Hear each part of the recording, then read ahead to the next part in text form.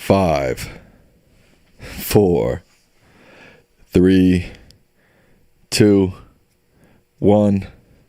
We are live. Coming to you live. It's Lichtman live. Say what's up to the people, Dad. It's here. It's here. It's come. It's come. It's on top of us. Oh, calm down. How long have you heard talk about the 2026 midterms? I've heard about it since the moment 2024 ended. Right. Well, it's now here. The first major event of the 2026 midterms is upon us. Primaries in Arkansas, North Carolina, and spotlight primary, maybe the most interesting primary anywhere in the country this year. And where is that, Sam? Good old Texas. Good old Texas. You know, North Carolina's pretty much decided. It's a very important Senate race in the fall, along with Texas, Iowa, New Hampshire, and a few other states, Georgia. It's going to determine the outcome of control over the Senate. But the primary is not a contest. Former Governor Cooper is going to win on the Democratic side overwhelmingly, and on the Republican side, Republican Chair Whatley is going to win. So that's already lined up. They've already called it. They called Whatley. Yes, the Whatley winner, and Cooper. And Cooper, in North Carolina. I beat him. I called. Well, no, I think everybody knew. I think they called it. Look at what is it? 92%. I clicked on it and it was already called, so I don't think you beat. We them. could have called that a month ago. Yeah, but Texas is all up in the air right now. It is undecided on the Republican side, right? We've got Corn at 43.7% and Paxton at 39.3%. 35% of the vote in. On the Dem side, we've got Tallarico at 52.2% and Crockett at 46.7%. All right, let me comment on this. Go back up. Let's do Republican first. Okay. John Cornyn is running for I think a fifth term. He has been in the Senate, he and Mitch McConnell have and Chuck Grassley have been in the Senate forever on the Republican side. He's conservative. You got to find a microscope to find a non-conservative Republican. But he's kind of old school, well-spoken, not outrageous, not a constant Trump sycophant, unlike Ken Baxton, the Attorney General, about as extreme as you can get and has as much baggage as Donald Trump. And that's saying a lot. He's under indictment. Right. He's got accusations of sexual impropriety. He was impeached by the House of his own party. I repeat that.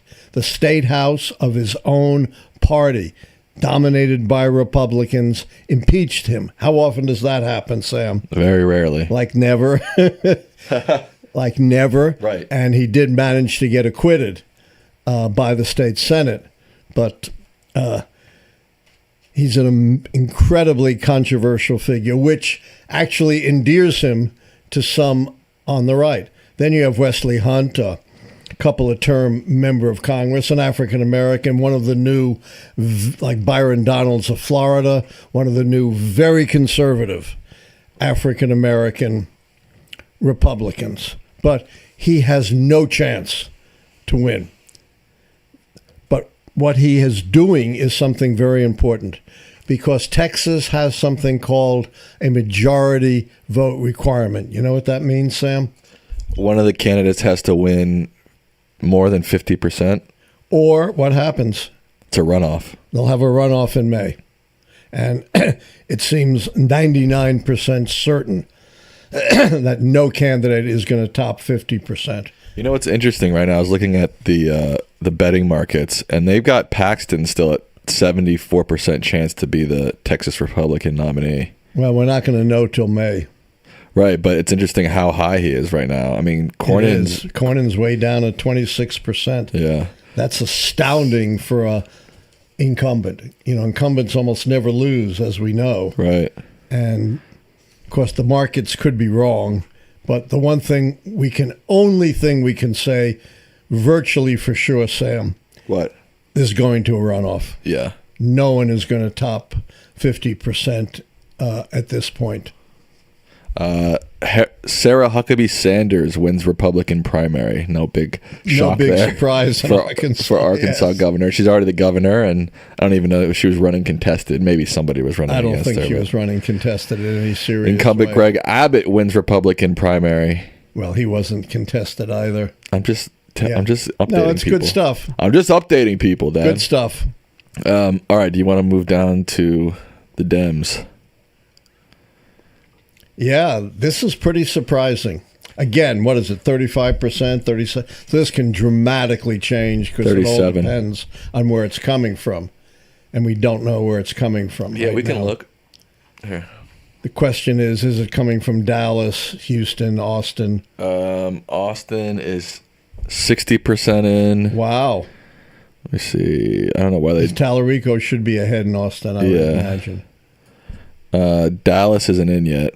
Oh. But Arlington, Fort Worth area is in, and Crockett's ahead. Yeah. What about Houston? Crockett's ahead. How much is in? 65%. Yeah. It's hard to say. There are some Crockett areas that are heavily in already and some aren't in at all. Yeah.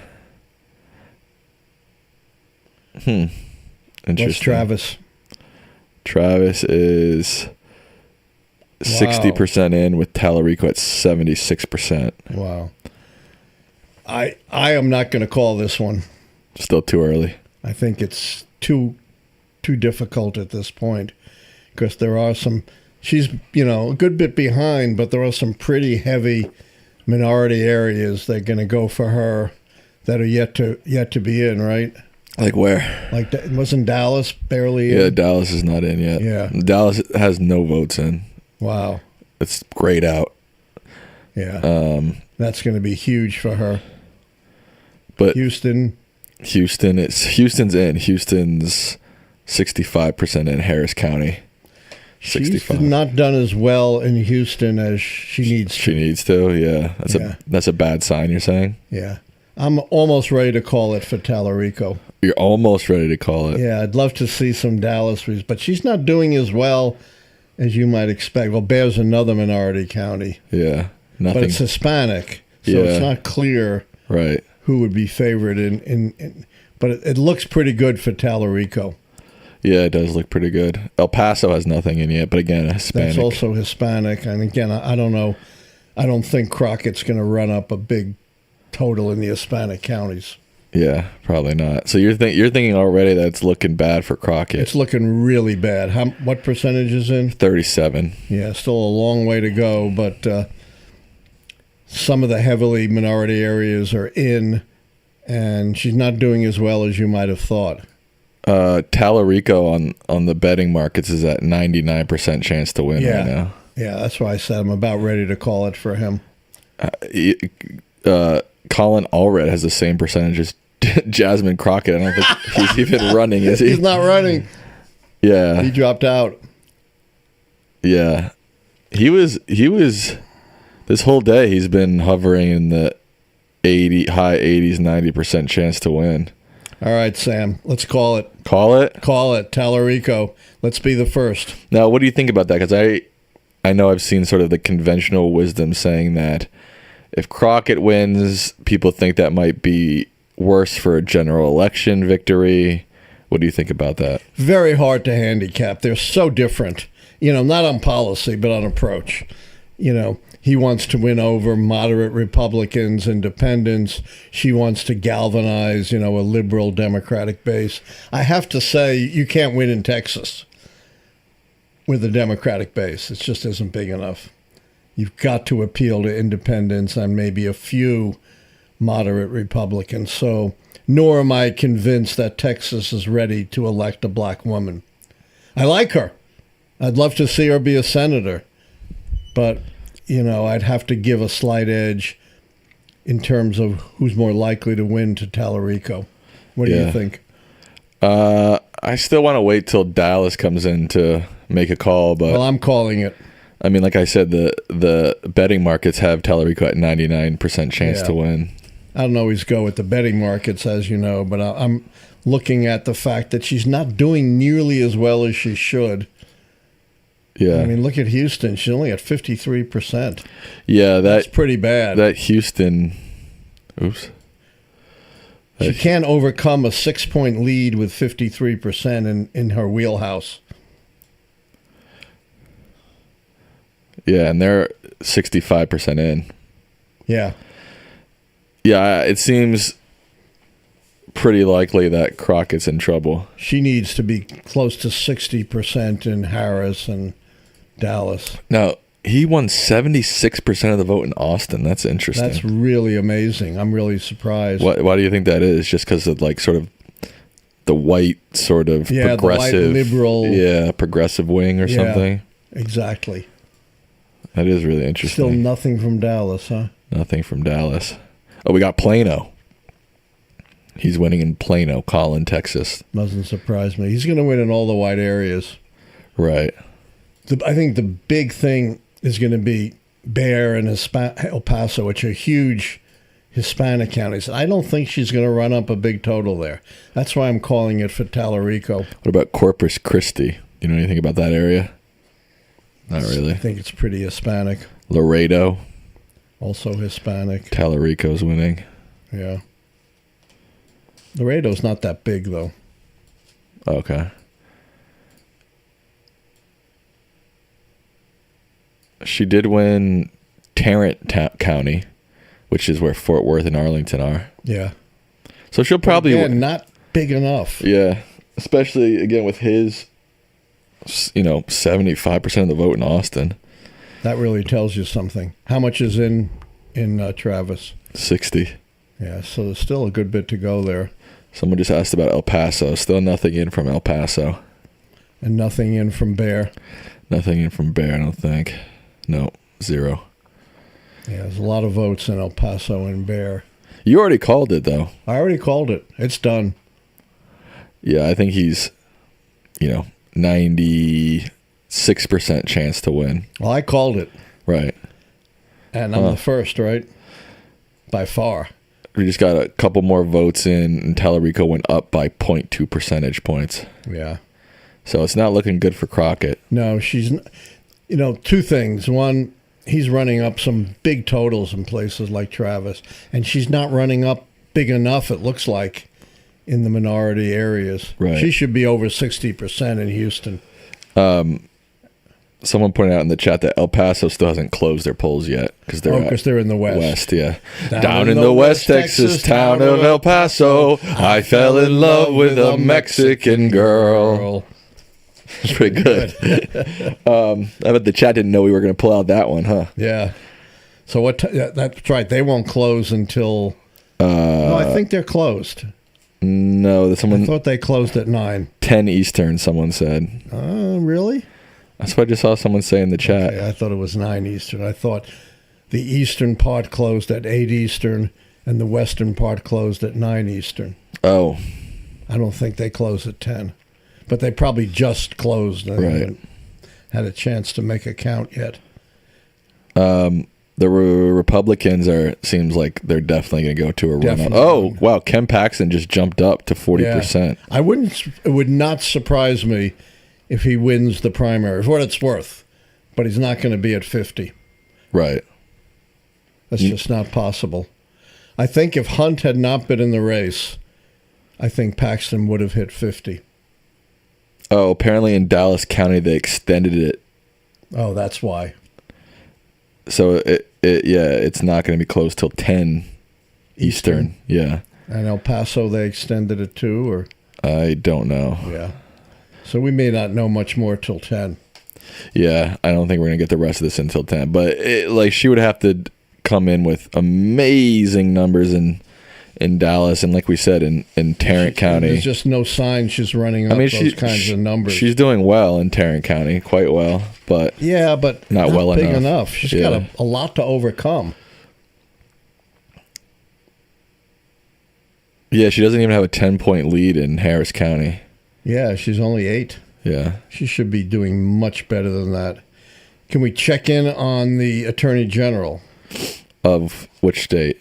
Texas. That's a big contest there.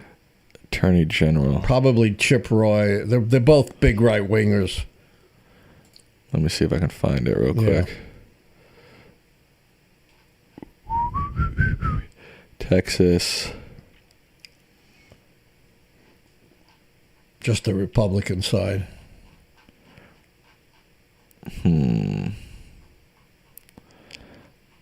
Tonight's races.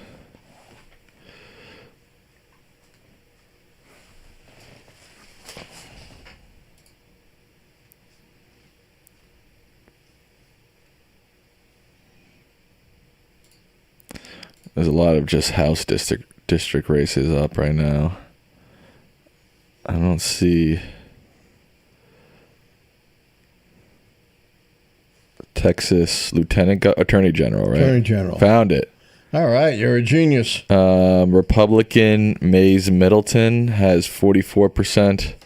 Chip Roy has 27.9%. He's in Congress, right, Chip Roy? Yeah, that's really interesting because the Texas Tribune says Roy was entering the race with a significant lead, but Middleton is narrowing the gap. Middleton is a wealthy oil and gas executive. Imagine that. No, in Texas? In Texas. God in the Republican bless Party. Texas. Hard to believe. Put almost $12 million of his own money into the race. By the way, in the Senate race, $70 million spent on Cornyn. That's a lot of Jack. Yeah, it makes it the most expensive primary. You add it all up. Most of it's Cornyn, but there are others too. Most expensive primary in history, not counting presidential primaries, of course. Rob's sent a donation and said, "My turn to sing. Out in the West Texas town of El Paso, I heard a podcast from Alan and Sam." That's pretty good. That's damn good. Yeah, and D-Cause says, "Sweet singing, Professor and Sam." Analysis with a song. I guarantee you Steve Kornacki's not doing that. I guarantee it. And I guarantee we've beaten him on our calls. Looks like some guy named Nathan Johnson is winning. Yeah, these guys have no chance. Oh, you're saying whoever wins the Republicans? Yeah. Oh, we just got a $20 donation. Let's see who that. Very nice.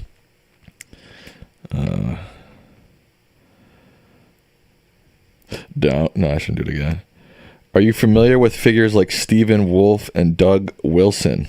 And on a scale of to holy hell, how concerned should we be that their white Christian nationalist ideologies are gaining attention? Oh, we should be very concerned. Who are they? I don't know who those people are, but I know a lot about the white Christian nationalism.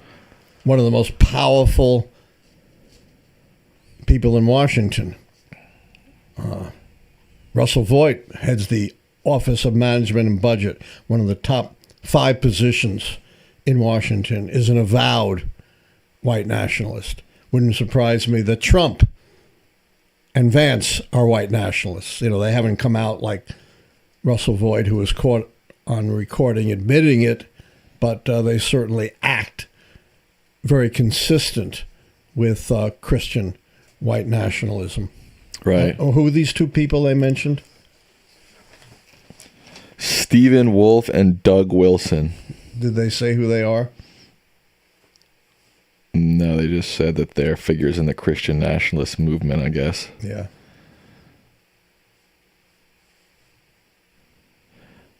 Any updates on the Senate? Let me check the Senate. But there should be. Oh, there should. Should there be? Yes, there should be. Nope, nothing's moved in the Republican. Dems have a little bit more votes in. I don't know if anything's moved, but 53% for Tallarico, 45% for Crockett. Wow. Stephen Wolfe, the author of The Case for Christian Nationalism.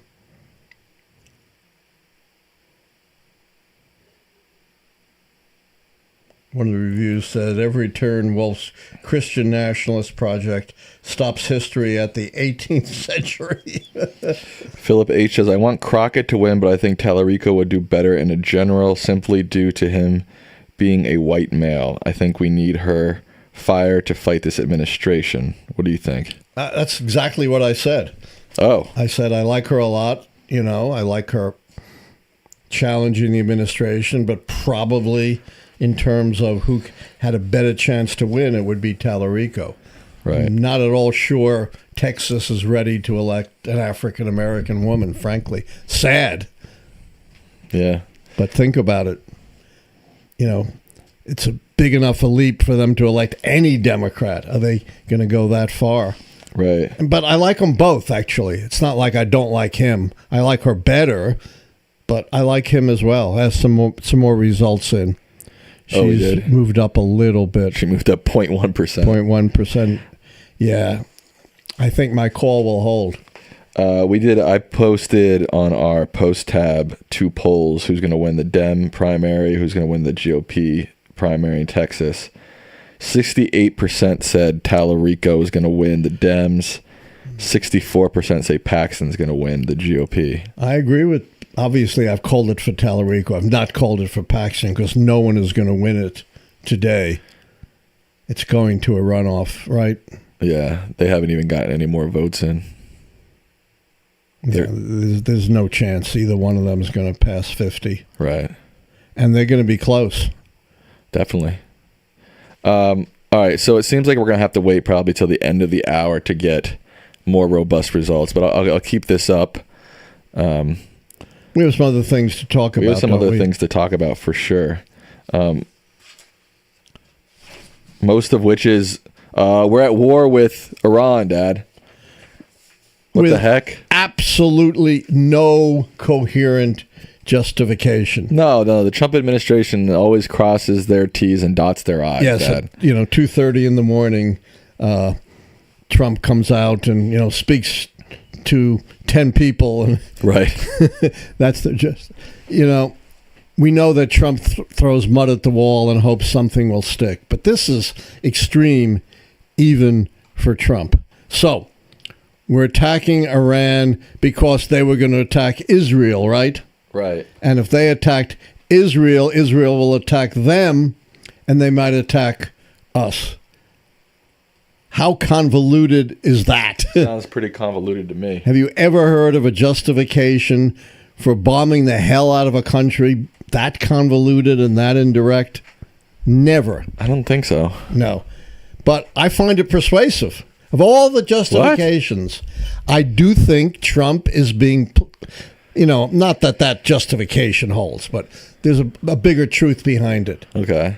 I do believe Trump is being played by Netanyahu, just as he was played by Putin when it came to so-called peace in Ukraine, just as he was played by his great buddy Kim Jong-un. Oh, I'm not going to, advance our nuclear and our missile program. I love my good friend Donald Trump. Flatter him, shower him with praise, and he is an easy target. He is being played by Netanyahu, who for a very long time has wanted war with Iran. Remember, who was it that vehemently opposed, a decade ago, the nuclear weapons agreement between Iran, not just the U.S., but, many, many countries. Tell me. Netanyahu. He was vehemently opposed to the nuclear agreement, which was working. Even Trump's administration certified it was working because he didn't want a peaceful solution. He wants to inflict maximum damage on Iran in the model. You don't have to guess about this. What did he do to Gaza, Sam? Yikes. Yes, practically devastated it, according to many authorities, committed war crimes, killed, God knows how many hundreds of thousands of people, most of them probably civilians. This is Netanyahu's agenda. This is something he's wanted to do ever since he came into power in Israel, and now he got his stooge, Donald Trump to go along with it. Does Iran pose any direct threat to the United States, Sam? No. None. If you want to look at nations that pose direct threats to the United States, it ain't Iran. It's his good buddy Kim Jong-un in North Korea, who does have long-range missiles, who does have nuclear weapons, and obviously, of course, Russia and China. And that's why the other explanations by the administration are so absurd. You know, you've heard of the man with 1,000 faces. This is the administration with 1,000 explanations, none of which hold any water. You know, we had to attack them because they were about to attack us. His own administration said that's not true. There was no intelligence indicating that they were going to attack us. We had to do this because negotiations were failing. Since when negotiations are not going well, does that justify a unilateral war of aggression? Makes no sense. We had to do this to stop them from developing a nuclear weapon. Well, we had stopped them. And you started again by repudiating the treaty, and your own administration says they are a long way from developing a nuclear weapon. There was no need to do this now. Or we got to do this to stop them from developing long-range missiles. Your own administration, independent experts said they're a decade away from developing missiles that could ever reach the United States, and probably never could develop enough of them to get through our defenses. We had to do this in order to achieve regime change in Iran. Then, of course, they backed off that, right? So, no. We're not really attempting to achieve regime change in Iran. That was the big mistake that the Democrats made in Afghanistan and Iraq. You know, every day brings a new explanation that contradicts the previous one. And guess who's not buying any of this, Sam?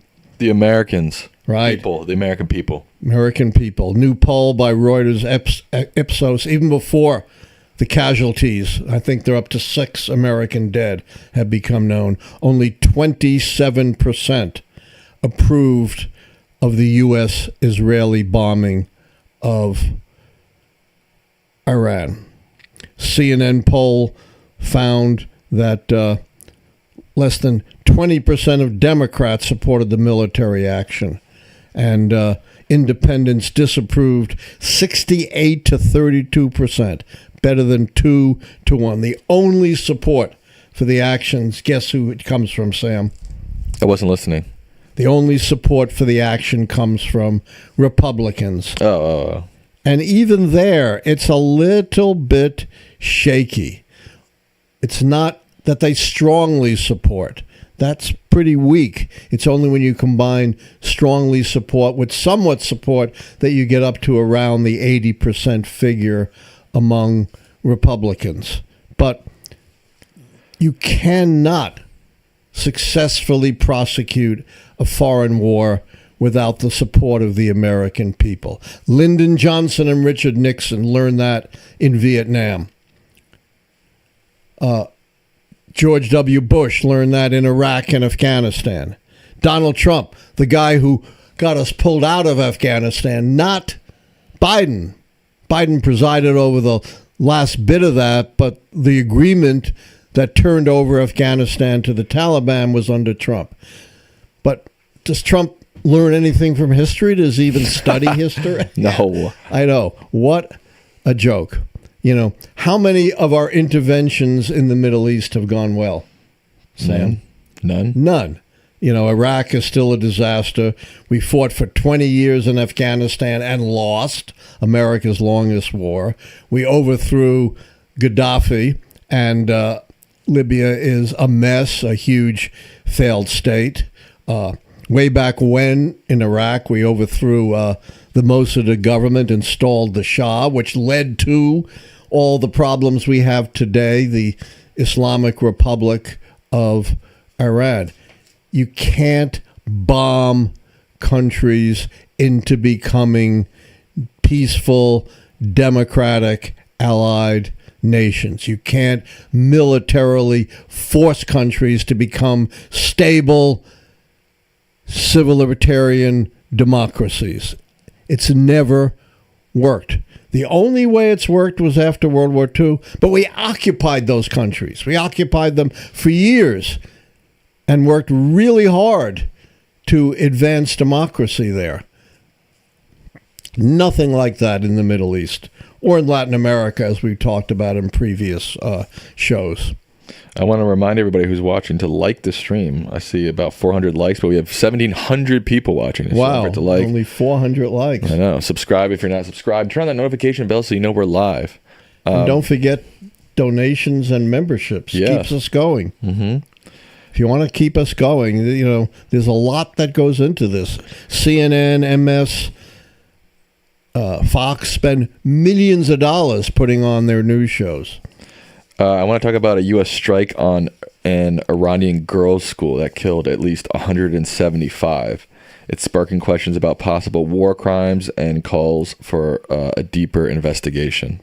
Yeah, the best we've gotten was Secretary of State Marco Rubio saying, we're looking into it. It sounds like what the Russians always say when they commit a war crime. We're looking into it. Or what we heard after ICE and Border Patrol killed Alex Preddy and Renego. We're looking into it. Of course, nothing ever comes out of that. Donald Trump wants us to believe the illusion that Iran's going to be like Venezuela, right? Quick surgical strike with minimal casualties. It doesn't work that way when you launch an all-out attack on a country of 90 million people with a very significant military. And we know that the first casualty of war is always the civilians. And depending on the circumstances, this could well be a war crime.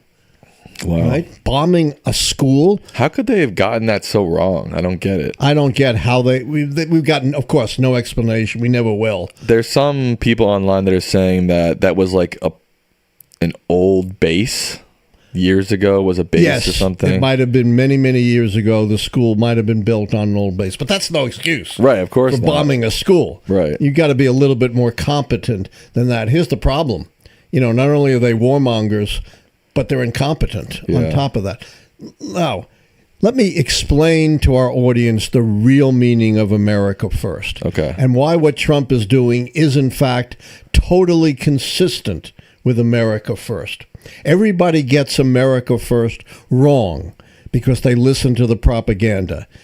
Sweep away the propaganda and look at what's really going on in the Trump administration. America First has nothing to do with focusing on the home front, right? He hasn't in any way really made any significant moves to improve the economy, reduce inflation, curb the excesses of ICE, deal with the crisis in healthcare. Nothing. Make things worse, if anything. So what does America First really mean? It means that America around the world and in the United States can do whatever the executive wants to do. America First means we are not bound any longer by our collective security agreements like NATO. We are not bound any longer by international organizations like the World Health Organization, the World Trade Organization, or the United States. America First means we do unilaterally whatever we want within the United States and abroad. Once you understand the real meaning of America First, which unfortunately even smart commentators have fallen for the phony meaning of that, the phony public perception. Once you understand the real meaning of America First, you understand that Trump is not contradicting America First, but carrying out the real meaning of America First. Just like everything else, the right wing puts up a facade of ideas for public consumption that they have no intention of following. like, for example, free markets. What is the biggest impediment to free markets, Sam? Tariffs, right? And Republicans, not just under Trump, but historically, have been the party of tariffs, the party of subsidies, special tax breaks. It's called corporate welfare for business that contradicts free enterprise. So don't be fooled by the spin on America first. You got to look beneath that and understand what it really represents. And once you understand that, then everything Trump is doing falls into place. That makes a lot of sense, actually. Thanks. I wanted to talk. Oh, are we ready for questions, or we have? No, we're still chatting. Is that okay? Yeah. I wanted to talk to you about the fact that President Trump, for the first time, acknowledged a personal dimension to his decision to attack Iran, citing the country's efforts to assassinate him as a factor in ordering the joint U.S.-Israeli operation that killed the Ayatollah. Trump said, quote, "I got him before he got me." Is that weird or what? That is really weird. Is there any evidence? I mean, I know maybe generally they were trying to maybe assassinate him, but any of those assassination attempts were... Let me back up. Okay. Yeah. Okay. Back up. You knew. I knew. You knew that this would come around to be all about Trump, right? Right. Everything in the end is all about Trump. So he phonies up this idea that Iran was behind the assassination attempts against him. There is no evidence right. that Iran or any foreign actor was behind these attacks. In one case, the attempted assailant is dead, so there's no way. And the other case, the one who's alive, there's no connection between that guy and Iran. But because everything has to be, in the end, about Trump, he has got to phony up this idea that he had to attack Iran because he was going to get them before they got him.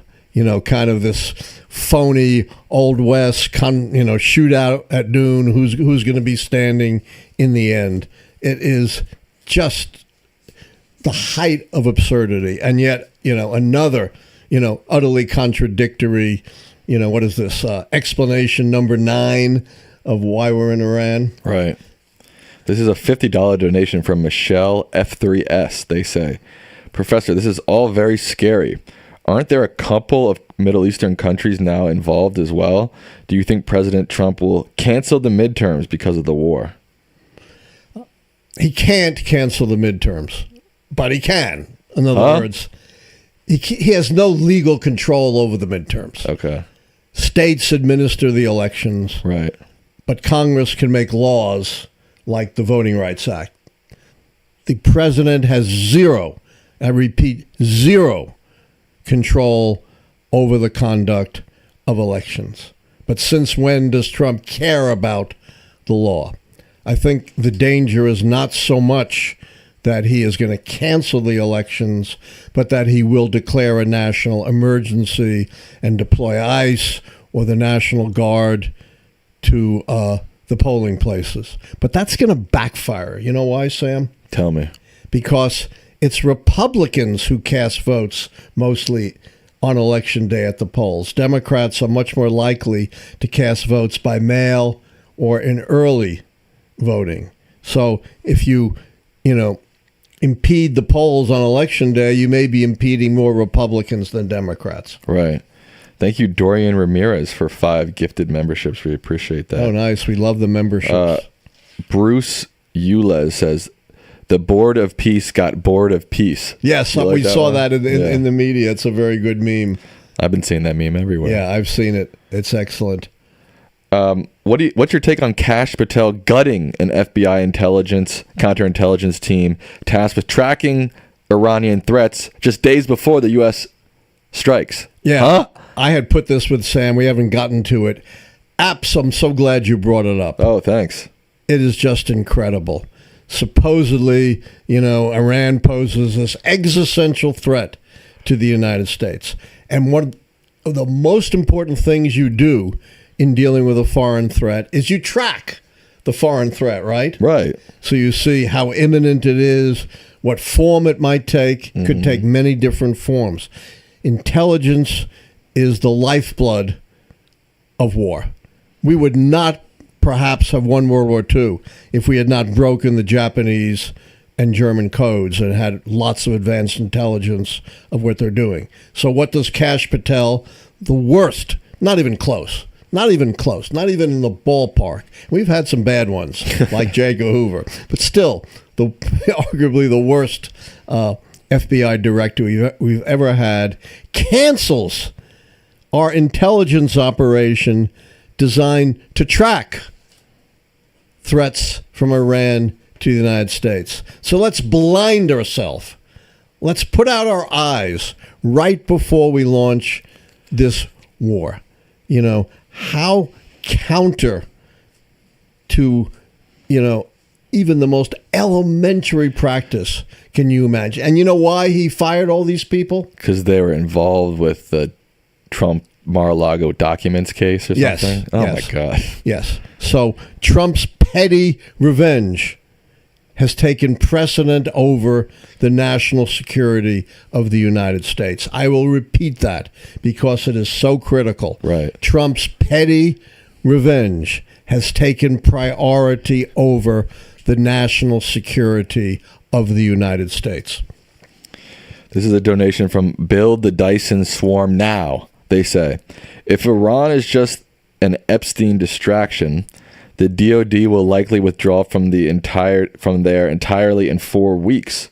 What do you think the consequences of that will be? I don't think it's an Epstein distraction. I mean, that's maybe a collateral benefit. But my theory, and, you know, look at what Marco Rubio said before he was overruled by Trump. Little Marco? Little Marco. You know, he has sold his soul so completely to Trump that it must be not just blackened but crumbling inside of him. Oh, good one. Yeah.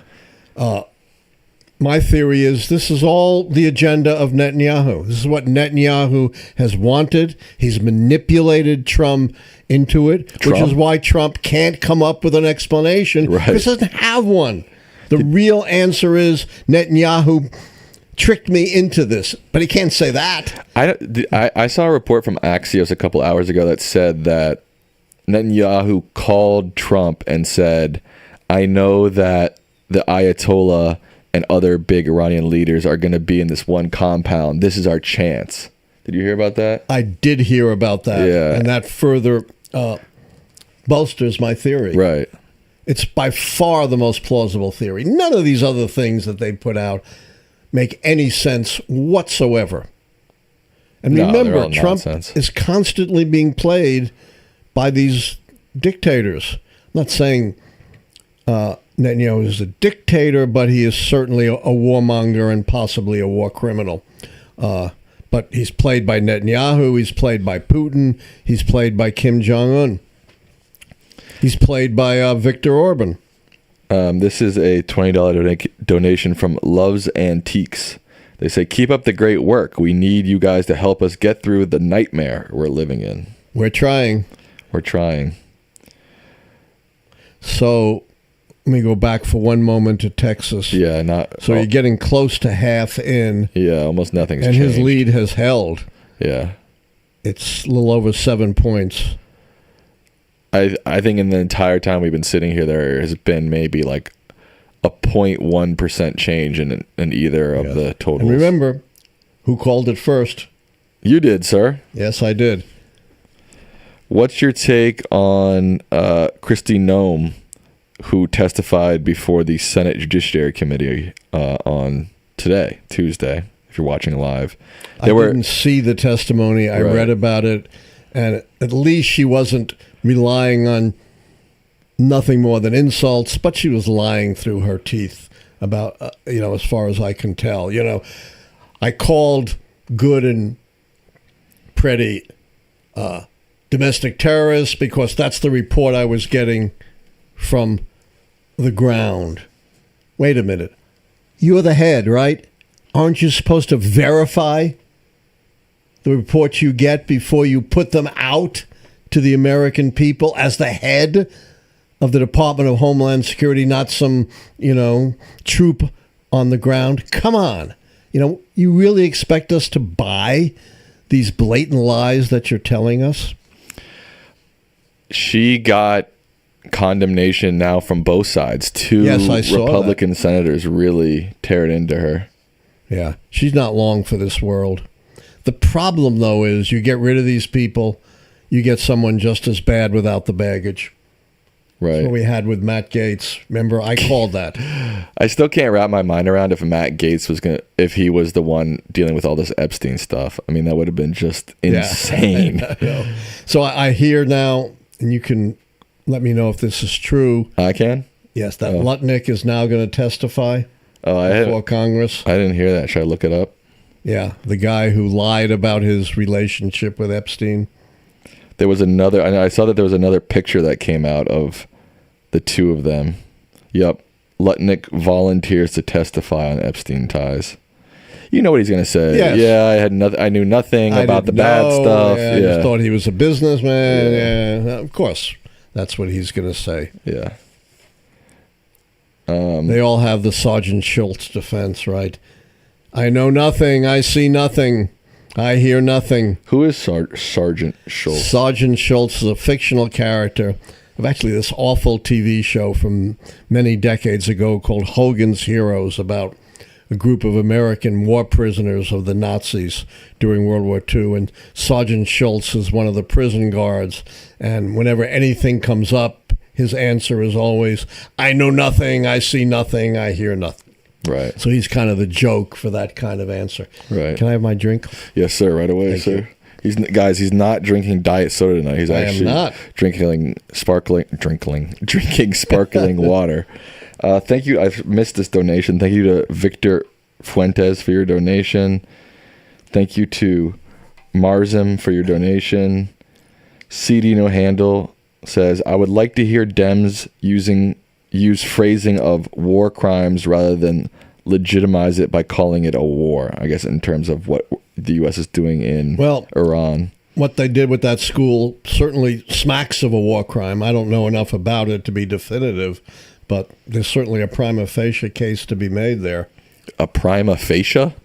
Prima facie. You made that up. I did not. That means on its face. Prima facie. Prima facie. Man, you're a smart guy. Who knew? Just discovering that? I've never heard that word in my life. No. Put a thumbs up in the chat if you knew what prima facie means. Put a thumbs down if you didn't. This is from the Mad Hatter Forever. They say, have recent foreign affairs in the Middle East and Latin America, as well as threats from Russia and China, shown that America's interventionist foreign policy has become a burden that will never end? Well, you know what the great Benjamin Disraeli once said, the Prime Minister of England, Jewish guy, finality is not a word we use in politics. I won't say never, but as I said, they learn nothing from decades of history and keep making the same horrific mistakes. And you know what the result of these mistakes are? People die. People are seriously hurt. But never, ever people like Trump and Netanyahu or Putin who start these aggressive wars. There are a lot of people who are giving a thumbs up. They knew what prima facie means. Oh. There are some people giving thumbs downs too. But there's lawyers in the chat saying that that's a law term. It is a law term, but it's general term for something that's obvious on its face. Right. Thank you to G. Wan for your donation. Very generous. We appreciate that. We do. Still nothing has changed in these races. In either of these races. No. Well, we know nothing's going to happen on the Republican side. It's going to a runoff. Right. For certain. And I've already called it, 45 minutes ago for Tallarico. Right. Someone said, I thought Sam went to law school. I went to law school for 1 week. Yeah. And I dropped out.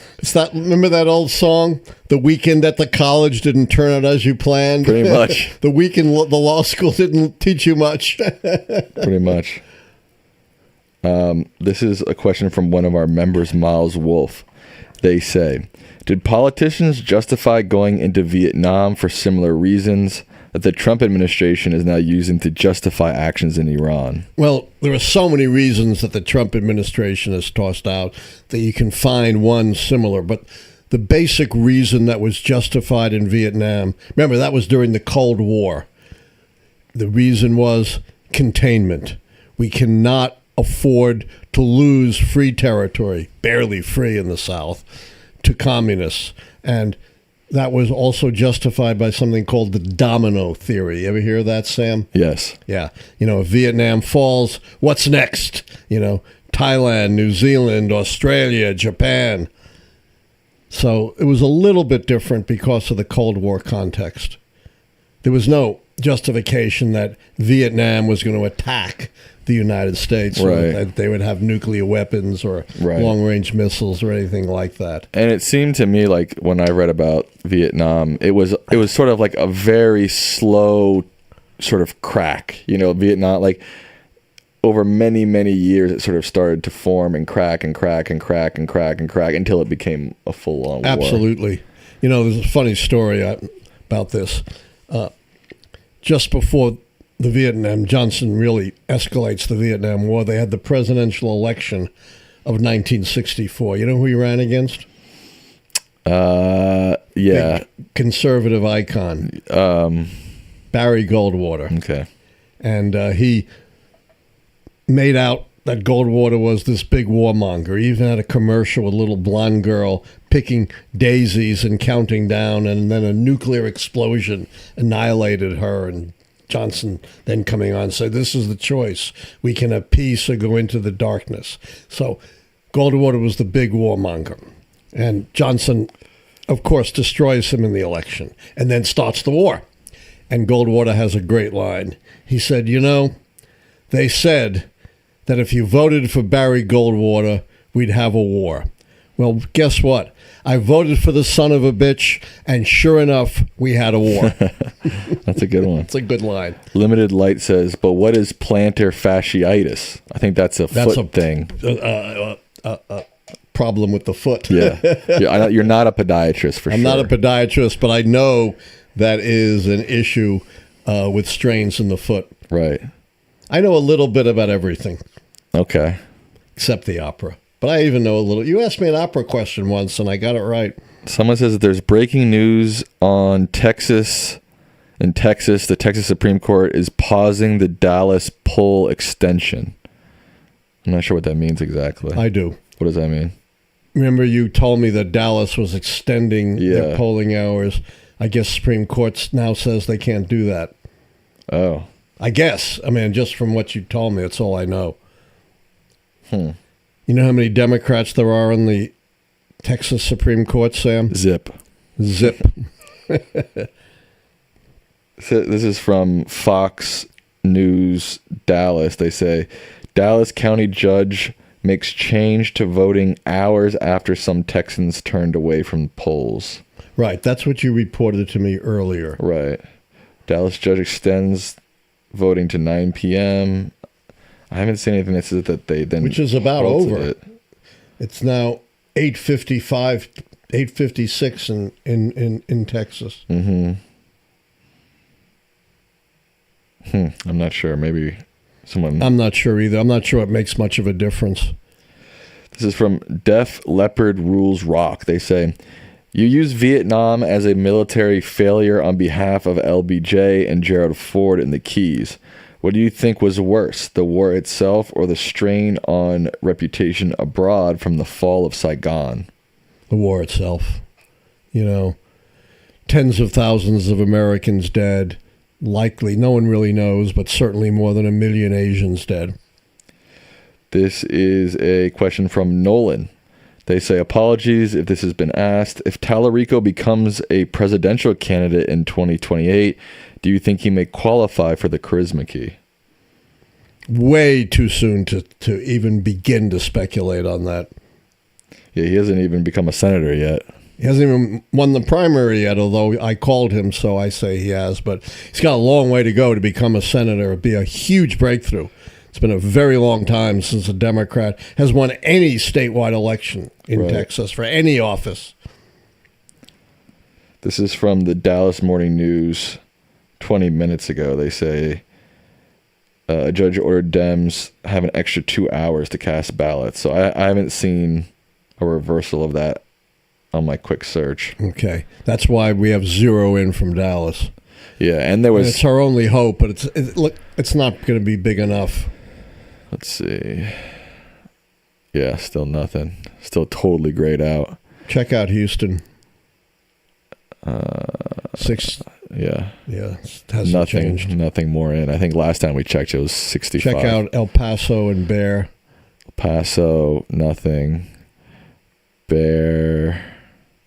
Nothing. Oh, that's Guadalupe, not Bear. Let me zoom in. Oh, Bear 71% in. And look, I told you, I said in these Hispanic areas, she's not going to do well. And look at that.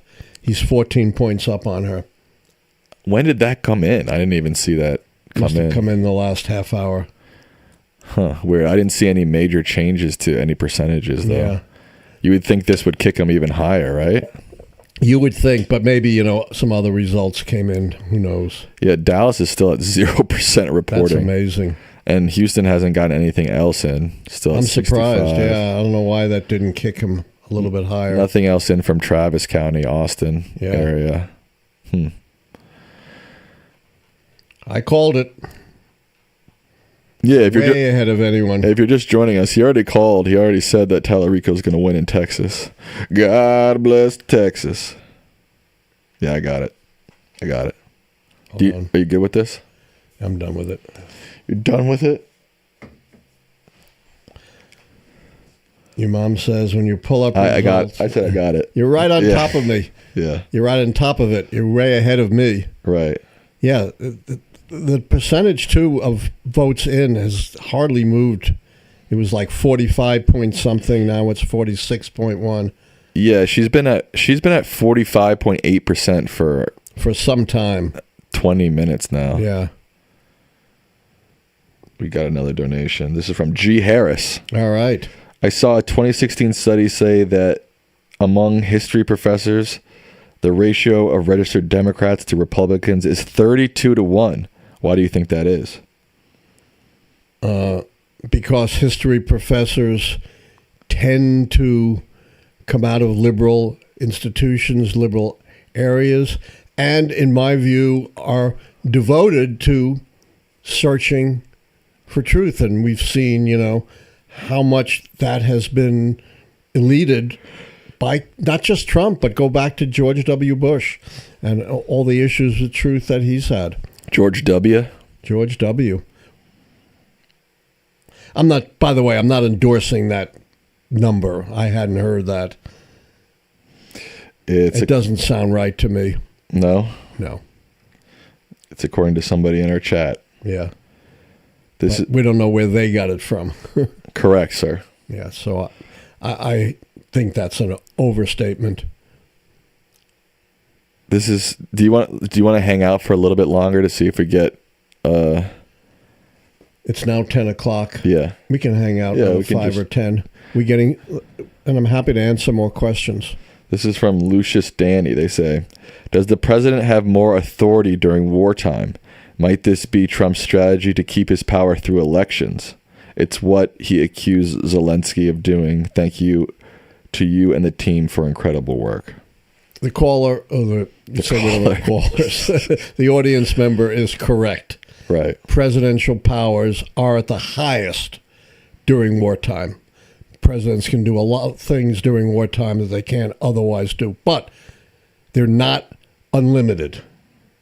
They still are bound by the Constitution and the laws. The greatest example is during the Korean War, when President Truman, seized the steel mills during a strike in order to supply munitions to the troops, and the Supreme Court said you can't do that.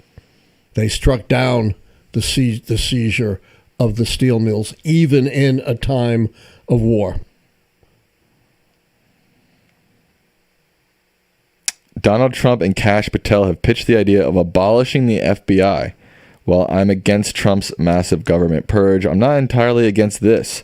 This FBI is arguably the most corrupt bureau in America and has an extensive racist past. It's also not like we don't have enough police forces in America. Thoughts? You know, at some times I might have supported that, and I understand, under J. Edgar Hoover, and maybe worse under Kash Patel, how corrupt it is. But here's the problem.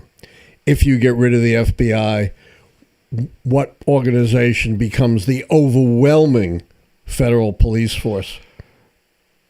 ICE. Oh. And, I'm not quite willing to go that far. Yeah, neither am I. Seems like she's slipping. She's now down to 45.5%, Jasmine Crockett. She was just at 45.8%. Yeah, I guess that must be those Hispanic counties coming in. I guess so. Professor, this is from member Dirtier Dog. They say, Professor, what do you have to say about people like Bill Maher and Gavin Newsom who say that Trump is patient, open-minded, and collected behind closed doors? I have no idea. I have never met Trump behind closed doors, so I have no comment on that. None? None. It sounds a little strange. Not that it matters. What matters is what he does, not whether he's polite behind closed doors. Who cares? That could matter a little bit. A little bit, but unless it manifests itself in some kind of restraint in policy, it doesn't really matter. Now, is Crockett, is she can't run for her House seat again, right? Because she ran for this. No. Yeah. No. So she'll be out of politics for at least 2 years, right? Yeah. Or at least out of national office. Federal office. Doesn't mean she's out of politics. That's very true, sir. Yes. You're a smart guy. This is from Alex. I keep hearing from defenders of Trump's attacks on Iran, quote, listen to the people of Iran who are celebrating. I honestly hate this argument. Yes, I understand they're happy the Ayatollah is gone, but so were the Iraqis when Saddam was killed, the Libyans when Gaddafi was killed, etc. And we all know how those turned out. We can't lose sight of the long-term ramifications of regime change. Do you agree? 100%. Plus, while there are those who are very happy about what's going on, apparently there are those who are very unhappy. There's two sides to at least the public Iranian reaction. For the most part, we have no idea what the vast majority of the people of Iran think. Remember, 90 million people. Keep that in mind. This is not a little country. This is one of the larger countries in the world. Philip H. says that Crockett keeps her House seat. How's that possible? If she ran in the primary for the Senate? It is possible, depending on the rules in Texas. Okay. So if someone knows the rules in Texas, sometimes you can and sometimes you can't. So it's possible that under the Texas rules, she can also be nominated for her House seat. Seems a little strange, but I don't know the answer. I can look it up in a second. Yeah. She's slipping even more. Now she's at 45.4% of the vote. So she's lost 0.1% since we last checked. I think it's those Hispanic counties. And Dallas will not make this up. Should we check on the Attorney General's race? Yeah, it seemed pretty set. Yeah, it did seem pretty set. You're right about that. The oil and gas guy, who I never heard of, but doesn't mean anything. Yeah, he's still up. He's 42%. But remember, 50%. It's going to go to a runoff. Oh. This guy, Aaron Reitz, is pulling a good amount of votes away, huh? Yep. Yeah, whenever you have three candidates who really can draw anything, it's going to go to a runoff. Texas, this is 5 minutes ago. Texas Supreme Court orders all votes cast in Dallas County to be separated. What does that mean? What does that mean? It means set aside and not counted.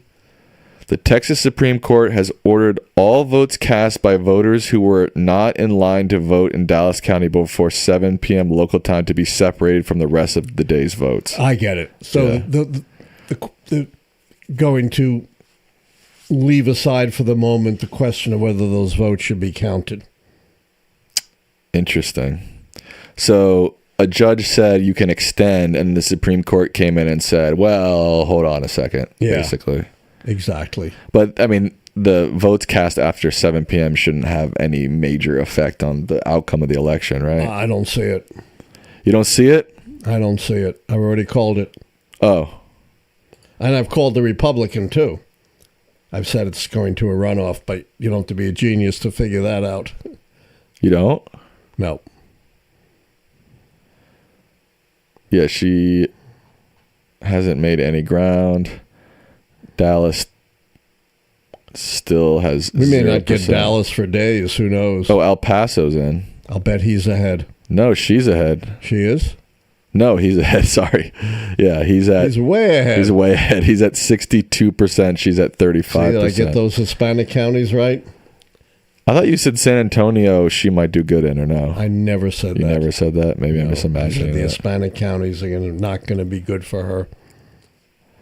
Man, there's not a lot of... She's light blue. He's dark blue. She did well in East Texas. I guess that makes sense. Maybe it's a more African-American region of Texas. She should have been over 60% in Houston. Yeah, she's at 53%. How much is in? 65%. Hasn't moved. Yeah. All right. I think we've taken this as far as it's going to go. You don't want to wait. Just remember, you heard it here first. The call for Tallarico. You don't want to wait for Dallas? You're too tired? Dallas may not come in for days. Really? Yeah. It's not going to come in anytime soon, I don't think. Even the ones before 7 p.m.? I think they may hold off everything until they resolve that. Oh. I mean, I don't know. But the fact that they haven't reported anything yet. But it just hit 10 p.m. Actually, it's 9 minutes past. Yeah, but the polls actually closed at 8 p.m. Eastern time. It was the extended beyond, and they haven't reported anything even for those who voted before 8 p.m. Eastern. Okay. And it's not going to change anything. No? Unless she wins 90%, which is not going to happen. That's her only hope. I stick with my call, no matter what happens in Dallas. We're now about half of the ballots counted, right? Right. I mean, she's fallen back. Oh, no. She's down 8 points. Yeah. That's a lot to overcome. Yeah, people in the chat are saying it's over. Tallarico won. She lost. Yep. I called that an hour ago. All right. I think it's time. You think it's time? I think it's time. Oh, the echo's back. All right. That's probably a good time to echo. I mean, good time to end. leave. Echo. Everybody's saying echo. Let me just unplug and replug it real quick.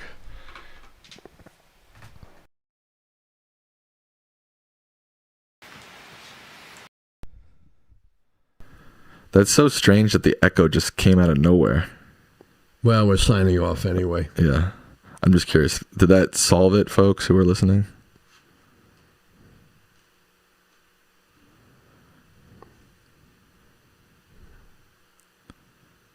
Hello?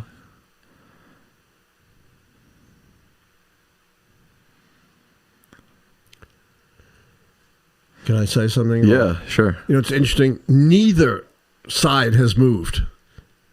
The Republicans have been dead set, 43 versus 40 point on the Republican side, and the Democrats, he's been between 7 and 8 points ahead throughout the night. Nothing significant has changed, and that's pretty remarkable. Yeah.